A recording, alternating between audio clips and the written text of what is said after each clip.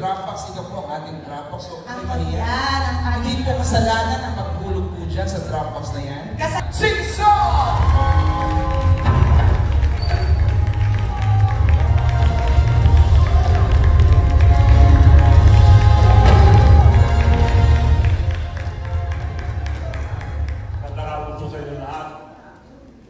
Maraming salamat sa pagkakalo nyo ngayon. Ako masaya na napunta rito dahil gusto ko makita kung nagbago na yung mga makasalanan. Pero mas maganda kung panoorin na lang natin sa April 19 sa lahat ng mga sinihan dito sa Kasapagda. So, welcome and thank you. Bida-bida lang pala. Bida ng saya. David! Grabe po kasalanan kaya si David. Ano kaya ang kasalanan niya? Anong kasalanan ka kung kasalanan? Laging buto. Uy! Ano kaya role nito? Si Ian parang in character talaga. Ay, ang gagaling niya mga yan. Palakpakan po natin sila mamaya. Makikilala pa natin sila lalo. As the nice walking. Bye. Mga future beauty queens ata dito. Sobra. Okay. Bakit magiging sure? Para may moments sila syempre. Walking on the red carpet. So!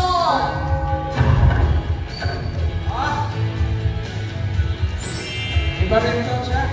Ganda. Nakakaingit. Ilang ba kaila to? Grabe naman. Abangan niyo ko ng role nitong dalawa ko to. Ano na yan? Ang ganyan-ganyan ang dati. Ano nangyari? Maganda ko lalo. Asa na ba? Parang hindi ko nakita. Ang hirap talaga ko ito. Alam mo, ang dami mo ng kasalanan, Charisse.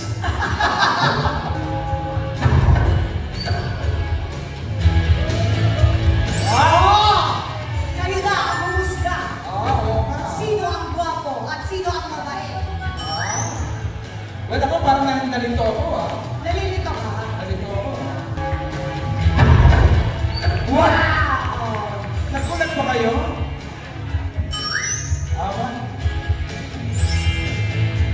Sa CNA! Okay, let's welcome Charisse Solomon! And Petro Sumaya!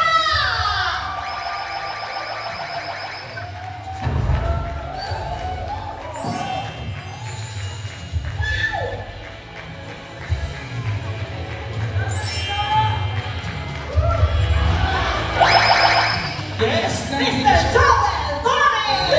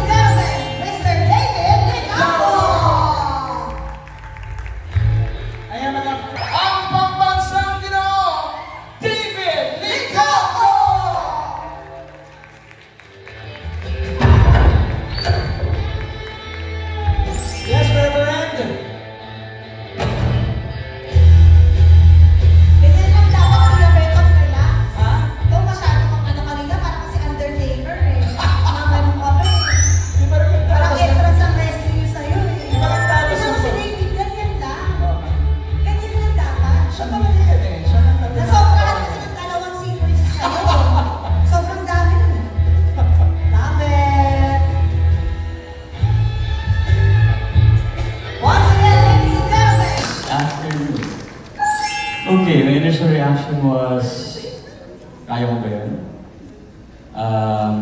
Just because I never played a role na priest.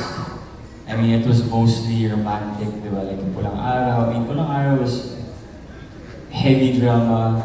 And then, Maria Clara naman historical. Then, medyo rom-com. Maging sino ko man action. And then now, priest. So, ang challenge dito is how do I make it still entertaining despite my role na obviously if you're a priest you would think na relax lang, timid, hindi ba? So yun naging challenge ko talaga, like how do I still make it entertaining? Yeah. Playing the role of Deacon, ano yung mga realizations mo or reflection mo? Yung mga natutunan mo? What I learned is, I think in life, it is okay to commit mistakes as long as you learn how to learn from your mistakes. And then eventually, hindi mo na siya gagawin ulit. So I think it's always better to like know kung bakit mo siya nagawa. And then from there, you learn from it. And then eventually, for sure, hindi mo na siya gagawin in the future. Yes, hello po sa inyo lahat. Good afternoon po. Ako dito si Mila. Siyempre, ang tawag ng bayan sa kanya, tukso ng bayan. Yun ang tawag sa kanya. At isa rin ako sa talagang taga Santo Cristo na magtutuda kay Reverend Sam tungkol sa gusto niyang gawing misyon. So ngayon, dahil natukso ko ng bayan, malalaman natin dito kung ako ba yung tutulong sa misyon ni Reverend Sam o ako yung tutulong para maging miyembro si Reverend Sam sa mga makasalanan. Yun po. Ayun, nakita po natin sa trailer kanina na medyo pa-sexy po yung role nyo. So whenever po ba you receive offers na ganun po na sexy, lagi po ba kayong game or mas may hesitation po minsan? Actually, nung ginawa ko ito, may hesitation talaga na ako eh. Lalo na kay, sobrang seryoso kasi ni David eh. Hindi siguro, kaya ko lang naman tinanggap ko. Because number one, maganda yung story, nakakatuwa siya, sobra, may mapupulot talagang aral dito. So, nagbabase rin talaga kami now, dun sa, kapag may sexy na part, kung talaga maganda yung pelikula. So, medyo pinipili na natin po sa ngayon. Okay, bilangan mo sila. Hoy, bilangin! Bilangin ka! Grabe. Nakubuti na lang, David. Sinabi mo. Yung mga hindi po nagtaas na kamay, pasensya na po. Yung mga nahiya po. Taas na kamay naman, mga kasalanan! Ayan, bigay. Go! Bigay lang kaya yung QR code nila ng Yung Bipa. QR code, ayan na. Ang Bipa, mga kaibigan. Mga di pa nagpag-download.